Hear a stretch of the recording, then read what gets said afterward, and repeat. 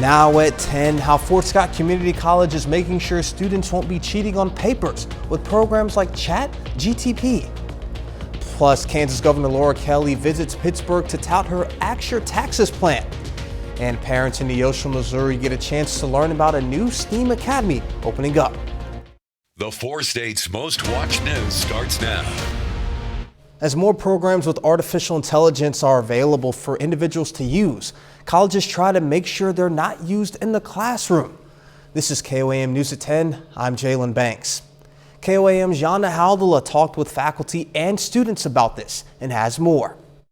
Artificial intelligence programs are becoming more common, but Fort Scott Community College is prepared to detect any plagiarism if noticed. In the classroom, we want it to be the student's own thoughts, own abilities, own critical thinking on essays and that type of thing, which is primarily where we're seeing the use of AI generators when it comes to reports. Programs such as ChatGPT could be used for writing assignments as it gives essay responses. The faculty at Fort Scott Community College has not seen cases of the use, but the staff has discussed it in meetings. I found GPT-0, which is basically a plagiarism checker for AI-developed essays. It was developed by Princeton University students.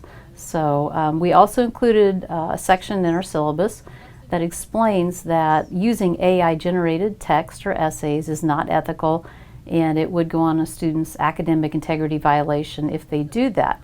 Barr says plagiarism appears mostly because of unintentional paraphrasing. If a student is having difficulties with writing, some professors give credit for using the tutoring services on campus. They just got this new system where, like, even if we at home, like after this close, like around 8 o'clock at night, like when we at home, it's like a tutoring system we can type on, ask us what we need, and they can help us do like an online service if we just really need it. English professors are discussing ethical and unethical use of AI in class. Students are usually pretty good. They understand the ethical dilemma there. They understand to write in their own words. In Fort Scott, Yana Haldula, KOAM News.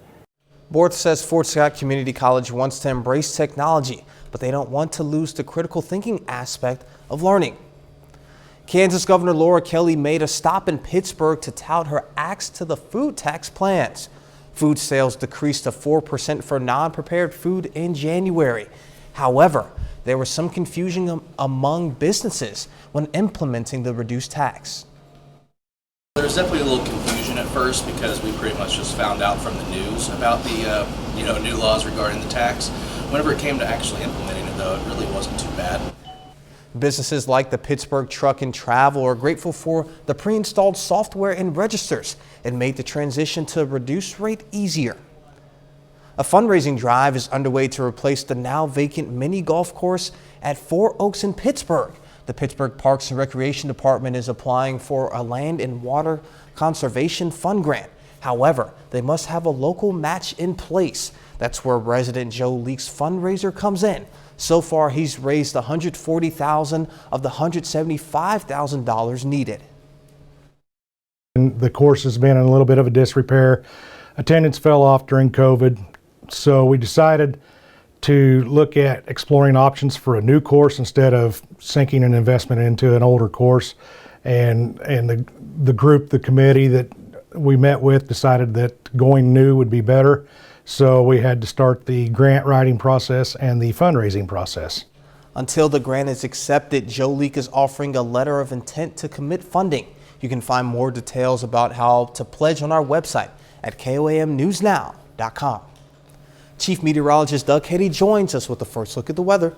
Well, it definitely turned out to be a warm and very windy one for us today. We had winds gusting at times anywhere from 40 upwards to 50 miles per hour, which is kind of crazy any time of the year. 71, that is atypical. We should be topping out at 48 for this time of the year, but we have big changes moving in. First off, cold front is sliding in. So we've had the clouds all day long, and over the past couple hours, you can see some showers, even a few embedded little thunderstorms, which are popping up right along the front, northeastern Oklahoma, all the way up into southwestern Missouri. And as we go through the night, we're going to continue to see these flare up, especially along and south of the I-44 corridor, lasting for the next couple days. We got rain chances all day long tomorrow. Temperatures quite a bit cooler. In fact, the rain, besides increasing tonight, sticks around Tuesday all the way into Wednesday night. Decent amounts of rain. Also looking at maybe some snow by Friday. We're going to break it all down for you here in just a bit. Parents in Neosho, Missouri got a chance to learn about a new education option for their kids. The Neosho School District is launching a new STEAM Academy.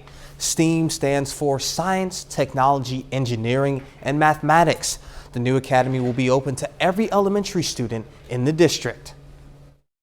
When I picture STEAM and interactive inquiry learning, I'm thinking hands-on learning, allowing children to use manipulatives to really have real life experiences in solving problems, maybe building things or using arts and music to really learn above and beyond what you might learn in a traditional lesson.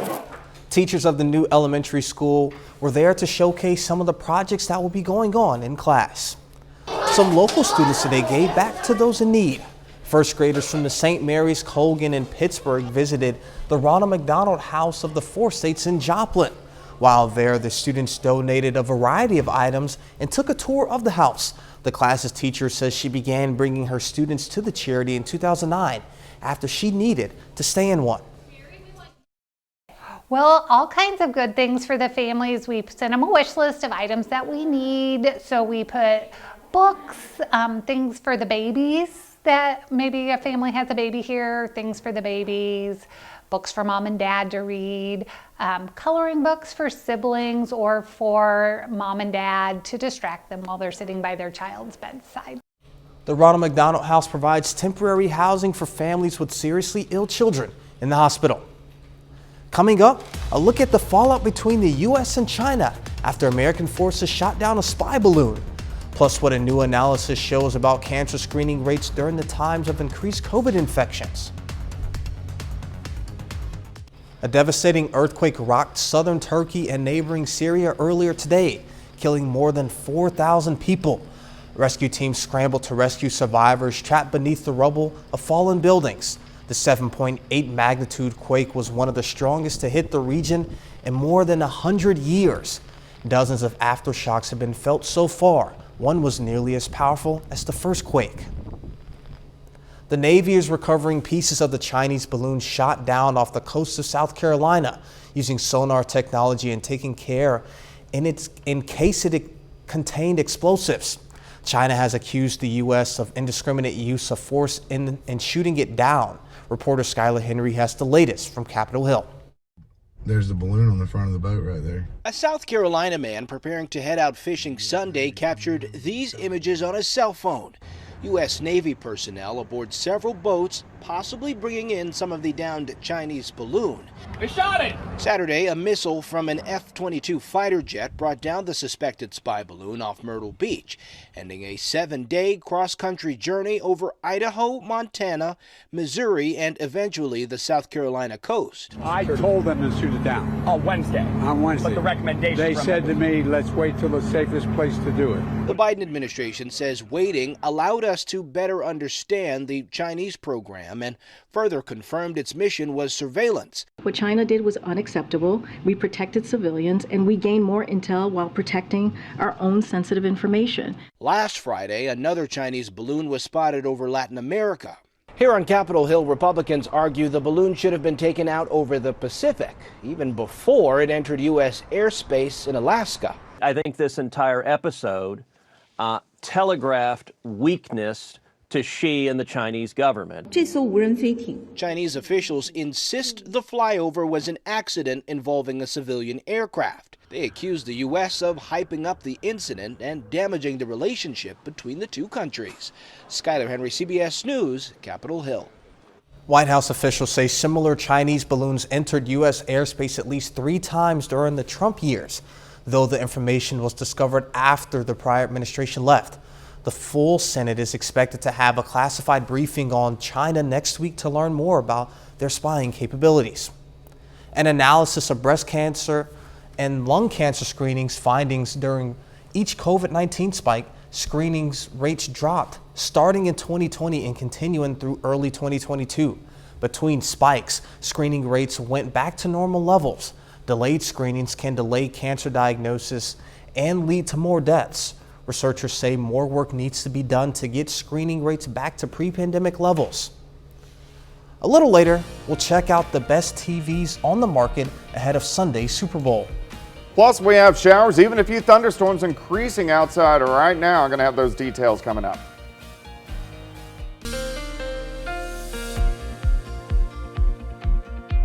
Well, of course, it turned out to be a warm and a windy day for us today. At times, we had winds gusting near 50 miles per hour, which is moving, and temperatures, but it did help our temps warm up all the way up into lower 70s during the afternoon. We do have some clouds out there right now and even a few showers and thunderstorms starting to pop up, but a nice shot. Indigo Sky Casino and Resort. Indigo is just outside of Seneca, Missouri. All right, changes moving in. Cold front is pushing in. It's not Arctic air like we had last week. It's cold Canadian air. You can see 30s behind it. Still ahead of it, those strong southerly winds, temperatures into the 50s and 60s, and we're going to start to go down as we go through the rest of the overnight hours. We'll drop through the 50s, 40s, kind of hang out into the lower 40s, showers, even a few scattered thunderstorms, which you can already see popping up on our Skywatch storm tracker. This little line, really from Nevada all the way back through northeastern parts of Oklahoma, that's the actual front. So these are actually popping up along the front. None of these are going to be strong. None of these are going to be severe, but we can't rule out a few rumbles of thunder, a little bit of lightning as these start to push through. All right, let's go ahead and zoom in. So here's Bartlesville, looking at Nowata County, northeastern Oklahoma. These have passed through Coffeyville. These are dropping south and east slow, 10 to 20 miles per hour. Here's Oswego, some showers just to the west and just to the south of Parsons. Now we're getting into Cherokee County. So here's Columbus, up toward Pittsburgh, scattered showers continuing to develop. We can track a little bit farther north and east. You can see along that front near Nevada, we're starting to pop up some scattered showers and thunderstorms. This is what we're going to see tonight, kind of flaring up the next several hours and then kind of pushing on by. So by morning when you're getting up north of I-44, just clouds. South of I-44, you're going to have the hit and miss showers really just kind of through the morning hours. Kind of a gloomy, raw day tomorrow. Look at our temps into the 40s.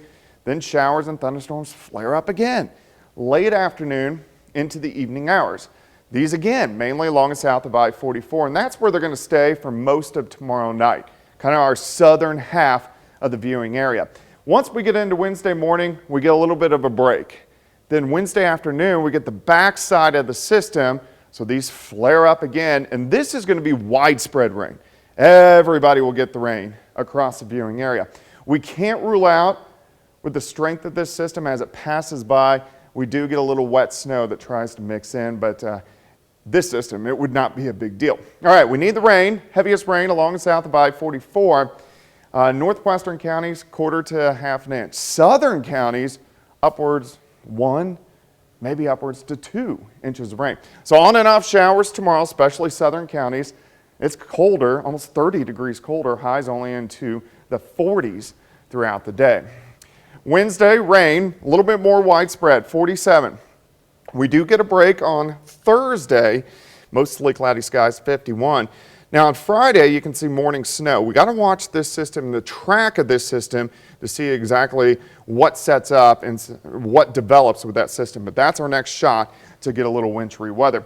Super Bowl weekend may get a few showers late Sunday. We need to keep our eyes on that. And then it stays active once again next week. Rain and snow chances, especially late next week. So a lot to watch over the next 10 days. Definitely a lot to watch, and I know we've talked earlier about, you know, as long as it's above freezing, that's cool. Yeah, that's good. But speaking of Super Bowl weekend, how important do you think it is to have an awesome TV for the Super Bowl? You gotta have a good TV, man. You got to. You can't have a little 32-incher. All right, sounds good. Thank you, Doug. And speaking of TVs, television sales always increase this time of the year as Americans get ready to watch the Super Bowl. Reporter Michael George got expert advice on the best deals you can find before kickoff. With such a wide selection of sizes, price points, and rapidly changing tech, choosing a new TV can be difficult. Can you get a good quality TV without spending a lot of money?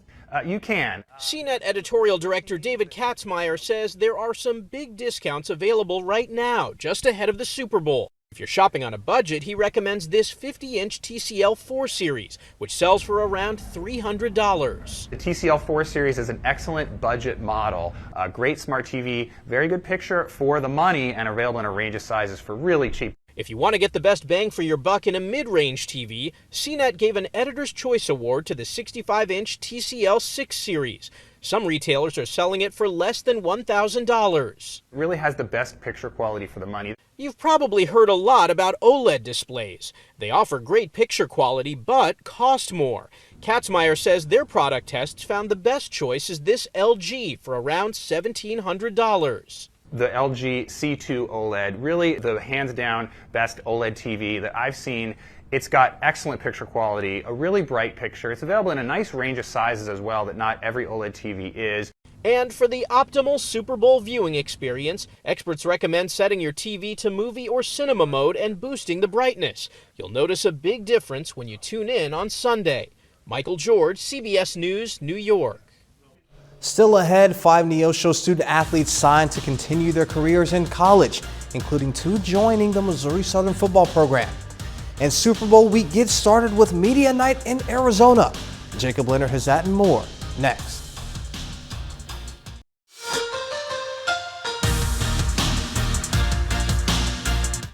Well, we have a couple big signing classes today in Southeast Kansas and Southwest Missouri. Starting in Columbus, 7 student athletes signed today to continue their careers at the next level in 5 different sports. We're going to get to them all here. Addie Saporito signs today to wrestle at Ottawa University.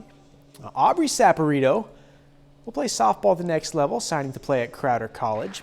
Faith Henry's continuing her volleyball career, going to Springfield, Missouri to play for Evangel. One football player today, it's that guy, Brett Hamilton. He's staying in Southeast Kansas to play for Coffeyville Community College. And the last 3 are baseball players. Landon Midget, like Hamilton, headed to Coffeyville. Colt Ungehauer signs today to play at Fort Scott Community College. Then Seth Stover is going to the MIAA, signing today to play for the Emporia State Hornets.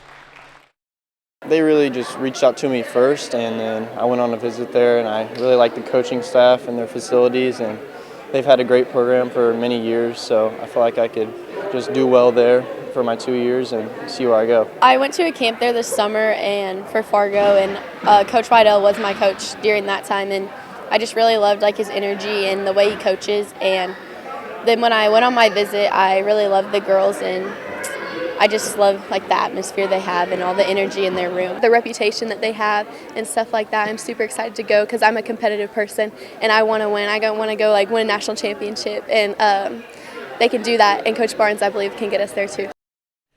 Now to Neosho, another big signing class this afternoon. 5 Neosho High School seniors signed today to move on and play in college. Maddie Ebbinghaus is going to continue her track and field career in Massachusetts, signing to LaSalle University. Carly Ellick is headed north, signing to play basketball at Johnson County Community College. Then we got 3 football players. Aiden Howell is going to Westminster College. Isaiah Green and Carter Bosley will stay teammates, and they're going to stay local. Those 2 signed today to play for Atiba Bradley and the Missouri Southern Lions. I'm hoping I can play first year and just do whatever I can to help and hopefully become a star there. The right fit was the coaches were good guys. I related to them. They reminded me of some of the coaches that I've had over the years at Neosho, and just a good culture up there. I always hold myself to high expectations as well as my coaches, so it was definitely a fit to go to a program that has high expectations. I'm super excited. I've always wanted to major in fashion. That was kind of the dream, and Boston's a big fashion place, and so I originally wasn't even looking for a school to run track at, but I found this school that had a big fashion program and a track team, so it was really perfect for me. Super Bowl 57 just 6 days away. Chiefs head coach Andy Reid will be facing his former team, the Philadelphia Eagles, Sunday night in Arizona. He left the Eagles after the 2012 season, but there's still a few players over there who played for Reid in Philly. Coach Reid, it's been cool, being able to go against somebody that drafted me, somebody that I feel indebted to because he took a chance on me, and to see him go out and win one with another team, it was always great. That's when I got to talk to him again after that. He was happy and proud of me because we had won a Super Bowl too, and it was just cool. And now it's crazy how things come full circle, year 13. It's exciting because there's also a local connection in the Super Bowl, not just for the Chiefs, but former Missouri Southern All-American Brandon Williams in the game for the Kansas City Chiefs. So not that this area needed more reason to root for the Chiefs, but there you go. Yeah, there's a mural of him up in the facilities at Southern. It's like 3-time All-American, 3rd-round draft pick, Pro Bowler. If they can add Super Bowl champ, probably not at the bottom, but at the top of the list, that'd be pretty awesome. Have you ever stood next to that guy? No, I haven't had the opportunity to. He is huge. I mean, he looks like a NFL defensive lineman. Absolutely. All right, that's a look at sports. We're back with more after this. Hundreds of revelers lined up the narrow alleys and bridges of Venice, Italy over the weekend to admire a flotilla of boats for the city's annual carnival. A large rat-shaped boat opened up the parade, followed by a dozen of amused Venetians dressed like unicorns, prisoners, and clowns. The traditional carnival first began in the 11th century as a period of excess before the rigors of Lent, the 40 days of fasting that traditionally precede Easter. During the 2 weeks of the carnival, the canal city fills with thousands of tourists from across Italy and the world. Yeah, what I'd do to be in Italy right now. No kidding. Have some fun. It's on my bucket list for sure. All right, Doug. Showers picking up, even a few embedded thunderstorms for us tonight. On and off showers tomorrow, especially along and south of I-44. A little bit more widespread rain as we go into Wednesday, break Thursday, another system on Friday. Looks like a pretty good forecast, especially leading up into Super Bowl Sunday. Leonard, we got a lot of stuff going on. What do you have for us? Right now, I want to give a shout out to Missouri Southern baseball pitcher Cole Woods. He's the MIAA Pitcher of the Week on Friday against St. Cloud State. They won 2-1. He threw 6 shutout innings with 9 strikeouts. Yeah, they got a pretty good history of pitchers over the last few years. Not slowing down anytime soon. All right, well, thank you all so much for watching us. We'll see you tomorrow. Let's make it a great evening.